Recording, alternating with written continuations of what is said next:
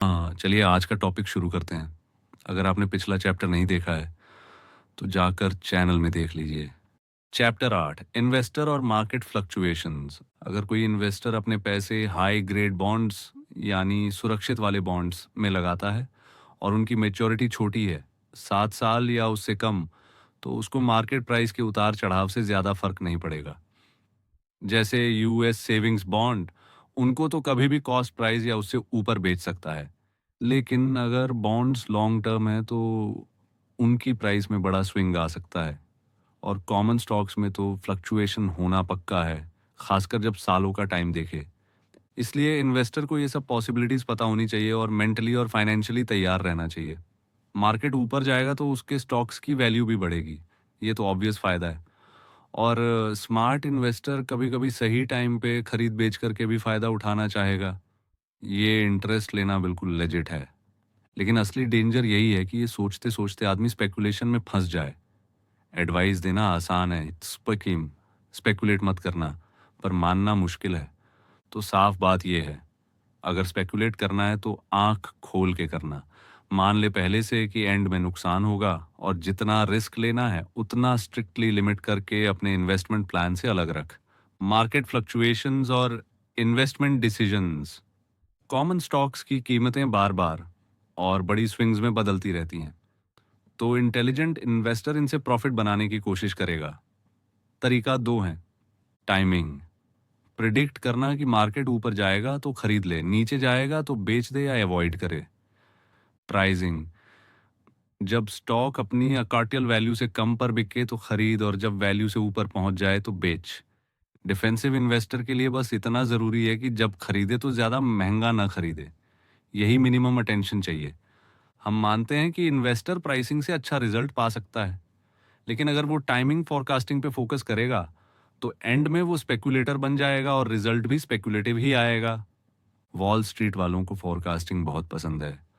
Brokers और investment services बार बार बोलते हैं कि इन्वेस्टर को भी फोरकास्ट फॉलो करने चाहिए, लेकिन जितना दूर वॉल स्ट्रीट से जाओगे उतना लोग स्केप्टिकल होते हैं इन प्रिडिक्शंस पे। रियलिटी ये है कि आम इन्वेस्टर मार्केट का सही सही अंदाजा नहीं लगा सकता। अगर सबको सेम सिग्नल मिलेगा कि अब बेच दो, तो खरीदने वाला कौन रहेगा? कंपटीशन इतना ज्यादा है कि एवरेज इन्वेस्टर दूसरों से बेटर नहीं कर सकता। Timing versus investor psychology. Speculator जल्दी प्रॉफिट चाहता है, इसीलिए टाइमिंग उसके लिए बहुत इंपॉर्टेंट है। उसको साल भर वेट करना बर्दाश्त नहीं। लेकिन इन्वेस्टर के लिए वेटिंग कोई प्रॉब्लम नहीं। इन्वेस्टर को फायदा सिर्फ तब है अगर वो इंतजार करके स्टॉक को पहले बेचने वाले प्राइस से काफी कम पे दोबारा खरीद पाए, वरना डिविडेंड इनकम खोने का नुकसान होगा। डाउ थियरी, मार्केट टाइमिंग वाला सिस्टम ने कभी अच्छा काम किया था, जैसे 1929 क्रैश से पहले सेल सिग्नल देना। लेकिन बाद में ये सिस्टम काम करना बंद कर दिया क्योंकि लोग बहुत ज्यादा इसको फॉलो करने लगे। पॉपुलैरिटी बढ़ते ही रिजल्ट खराब हो गए। यही हर ट्रेडिंग फॉर्मूला के साथ होता है, जब तक कम लोग मानते हैं तब तक काम करता है, फेमस होते ही फेल। बाय लो, सेल हाई फॉर्मूला। पुराने टाइम में इन्वेस्टर ये स्ट्रेटेजी अपनाते थे। बेयर मार्केट में खरीदो, बुल मार्केट में बेचो। 1900 से 1950 के बीच ये तरीका काफी सही बैठता था क्योंकि साइकिल्स रेगुलर थे, गिरावट और उछाल साफ दिखते थे। लेकिन 1950 के बाद पैटर्न बदल गया। मार्केट ने पुराने सिग्नल्स इग्नोर करने शुरू कर दिए। तो आज के इन्वेस्टर के लिए सिर्फ बेयर मार्केट का वेट करके खरीदना प्रैक्टिकल नहीं है। बेटर है कि पोर्टफोलियो में स्टॉक्स और बॉन्ड्स का बैलेंस बदलते रहो। अक्का का हिदिया सही रेत हुई रे। जब मार्केट महंगा लगे तो बॉन्ड्स बढ़ा लो, और जब सस्ता लगे तो स्टॉक्स। Formula plans. 1950 के दशक में लोग फॉर्मूला प्लान्स फॉलो करने लगे, जैसे मार्केट ऊपर जाए तो धीरे धीरे स्टॉक्स बेचो, नीचे आए तो खरीदो। बैक टेस्ट में ये बहुत लॉजिकल और सक्सेसफुल लगे, लेकिन जब पॉपुलर हुए तब ये काम करना बंद कर गए। मॉरल, जो सिस्टम सिंपल लगे और सब फॉलो कर लें वो ज्यादा दिन काम नहीं करता। मार्केट में पैसा कमाना हमेशा रेयर और मुश्किल रहेगा। Investors portfolio fluctuations. हर इन्वेस्टर को मान लेना चाहिए कि उसके स्टॉक्स की वैल्यू सालों में ऊपर नीचे होती रहेगी। एग्जाम्पल, 1964 से 1971 के बीच डीजेआईए इंडेक्स 890 से 995 गया, फिर 631 तक गिरा, फिर 940 तक रिकवर। मतलब ये कि आने वाले 5 सालों में तेरे स्टॉक्स 50% तक बढ़ सकते हैं और 30 से 40% तक गिर भी सकते हैं। ये नॉर्मल है। इन्वेस्टर को डेली या मंथली फ्लक्चुएशन से रिच पुअर फील नहीं करना चाहिए, लेकिन लॉन्ग टर्म चेंज से टेंशन हो सकती है, खासकर जब मार्केट बहुत ऊपर हो। तब टेम्पटेशन आएगी, बेच दूं या और खरीद लूं। यहीं पे सबसे डेंजरस ट्रैप है भीड़ के साथ लालच में बह जाना। इसलिए थोड़ा मैकेनिकल सिस्टम अपनाना अच्छा है। मार्केट ऊपर जाए तो धीरे धीरे स्टॉक्स बेचकर बॉन्ड्स ले, और नीचे आए तो उल्टा कर। इससे तू क्राउड के ऑपोजिट मूव करेगा, जो ज्यादा सेफ है। Business value versus market value. Investor जब स्टॉक लेता है तो वो असल में एक कंपनी का हिस्सा लेता है। प्राइवेट बिजनेस ओनर की तरह उसका असली फायदा कंपनी के प्रॉफिट और एसेट वैल्यू से तय होना चाहिए। लेकिन स्टॉक मार्केट में प्राइस रोज बदलता है, और अक्सर ये बुक वैल्यू से बहुत ऊपर होता है। ये डेंजरस है, क्योंकि तू मार्केट की मूड स्विंग्स पे डिपेंडेंट हो जाता है। जितनी बेटर कंपनी होगी उतना ज़्यादा प्राइस फ्लक्चुएट करेगा, क्योंकि लोग उस पे ज़्यादा प्रीमियम देने लगते हैं। एग्जाम्पल, आईबीएम और एक्सरो, दोनों की अर्निंग स्ट्रांग थी, लेकिन प्राइस फिर भी 50% तक गिर गई थी। इसलिए कंजर्वेटिव इन्वेस्टर के लिए बेहतर है कि ऐसे स्टॉक्स खरीदे जिनकी मार्केट प्राइस उनकी टेंजिबल एसेट वैल्यू के करीब हो। इससे वो फ्लक्चुएशन की टेंशन से ज़्यादा फ्री रहेगा। बॉटम लाइन, इन्वेस्टर को ये मान लेना चाहिए, फ्लक्चुएशन आएंगे ही। स्मार्ट बनना है तो स्पेकुलेशन से बच, स्टॉक्स को सही प्राइस पे खरीद, और मार्केट की स्विंग्स का इस्तेमाल अपने फेवर में कर, भीड़ के उल्टा मूव करके। A and P example. चल भाई, अब एक पुराना एग्जाम्पल लेते हैं, great Atlantic and Pacific T company, A and P का। इसमें कॉर्पोरेट और इन्वेस्टमेंट दोनों एंगल क्लियर हो जाते हैं। ए एंड पी के शेयर 1929 में पहली बार कर्ब मार्केट, अब अमेरिकन स्टॉक एक्सचेंज, में आए और हाई 494 तक बिके।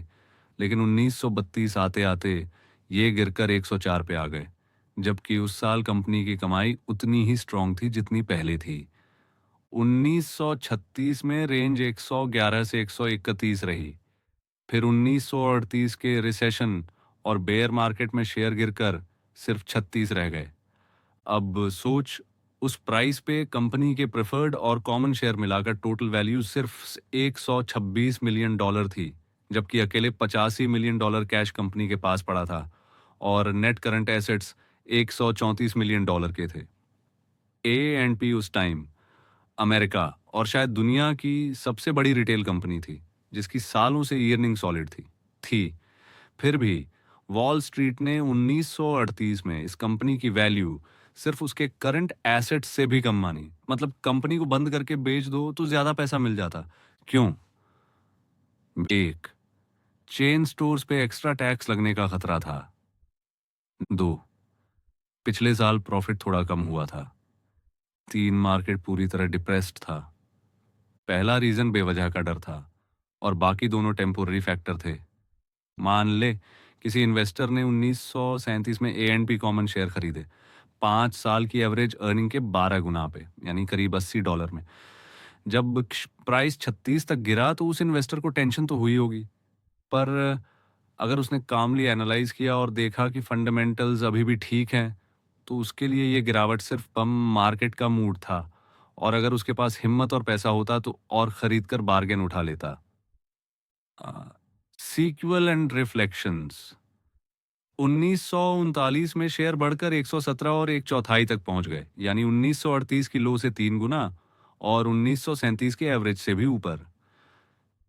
ऐसी रिकवरी स्टॉक मार्केट में अनयूजुअल नहीं है, पर ए एंड पी का केस ज्यादा ड्रामेटिक था।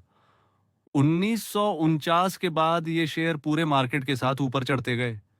1961 में जब स्टॉक स्प्लिट 10 फॉर 1 हुआ, तब एडजस्टेड प्राइस 70 आधा हो गया, जो कि 1938 की लो के मुकाबले 705 गुना था। लेकिन ये 70 आधा प्राइस 1961 की अर्निंग्स के 30 गुना पीई पे था, जबकि उस टाइम डाउ जोन्स का एवरेज पीई 23 था।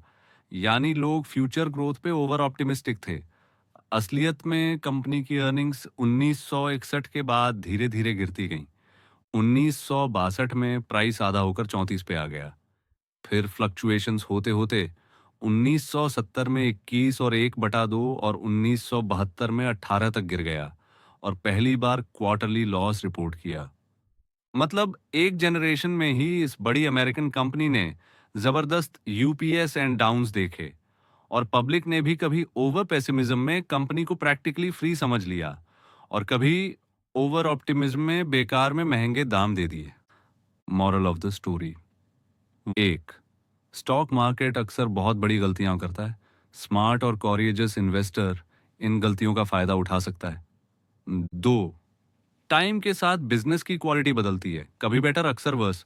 इसलिए कंपनी की परफॉर्मेंस को टाइम टू टाइम चेक करते रहना जरूरी है। मिस्टर मार्केट पैराबल: सोच, तू किसी प्राइवेट बिजनेस में $1,000 का हिस्सा ओन करता है। तेरा एक पार्टनर है मिस्टर मार्केट। रोज वो आकर बताता है कि तेरा हिस्सा कितना वर्थ है और ऑफर देता है, चाहे तुझे बेचना है या और खरीदना है। कभी उसकी कीमत रीजनेबल लगती है, कभी बिल्कुल बकवास। अगर तू समझदार है तो तू उसकी बात तभी मानेगा जब उसके रेट तेरे हिसाब से सही होंगे, वरना इग्नोर कर देगा। पब्लिकली लिस्टेड शेयर्स में इन्वेस्टर का भी यही हाल है। मार्केट रोज प्राइस बताता है, चाहे एडवांटेज ले ले या इग्नोर कर दे। समरी: इन्वेस्टर और स्पेक्यूलेटर का फर्क एटीट्यूड में है। स्पेक्यूलेटर का मेन फोकस मार्केट मूवमेंट से प्रॉफिट कमाना। इन्वेस्टर का मेन फोकस अच्छे सिक्योरिटीज सही दाम पे खरीद कर होल्ड करना। मार्केट मूवमेंट्स इन्वेस्टर के लिए यूजफुल हैं। लो प्राइस पे खरीदने का मौका, हाई प्राइसेस पे अवॉइड या बेचने का सिग्नल। पर इन्वेस्टर को कभी भी स्टॉक सिर्फ इसीलिए नहीं खरीदना चाहिए कि वो ऊपर गया है, या सिर्फ इसलिए नहीं बेचना चाहिए कि वो नीचे आया है। सिंपल रूल: कभी भी स्टॉक को तुरंत मत खरीद जब वो बहुत ऊपर गया हो, और तुरंत मत बेच जब वो बहुत नीचे गया हो। बॉन्ड्स की फ्लक्चुएशंस: लॉन्ग टर्म बॉन्ड्स भी इंटरेस्ट रेट चेंजेस के हिसाब से बहुत फ्लक्चुएट करते हैं। एग्जाम्पल: 1965 से 1970 में प्राइम म्यूनिसिपल बॉन्ड्स का यील्ड 3.2% से बढ़कर 7% हो गया और उनकी प्राइस इंडेक्स 110.8 से गिरकर 67.5 हो गई। यानी बॉन्ड भी उतने सुरक्षित नहीं दिखते जितना लोग सोचते हैं। कन्वर्टिबल बॉन्ड्स और प्रेफर्ड स्टॉक्स तो और ज़्यादा रिस्की होते हैं, क्योंकि उन पे तीन चीज़ों का असर पड़ता है। एक, रिलेटेड कॉमन स्टॉक का प्राइस। क्षेत्र दो, कंपनी की credit standing. Third, interest rates. इसलिए इनकी प्राइस मूवमेंट और भी वाइल्ड रहती है। बॉटम लाइन: मार्केट कभी भी प्रिडिक्टेबल नहीं होता। इन्वेस्टर का काम है मार्केट की गलतियों का फायदा उठाना, फंडामेंटल्स पे फोकस रखना, स्पेकुलेशन से बचना और मिस्टर मार्केट को सिर्फ तभी सुनना जब वो तुझे फायदा दे। तो अब अगले टॉपिक के लिए वीडियो को लाइक और कमेंट कीजिए और चैनल को सब्सक्राइब करके बेल आइकन को ऑन कर दीजिए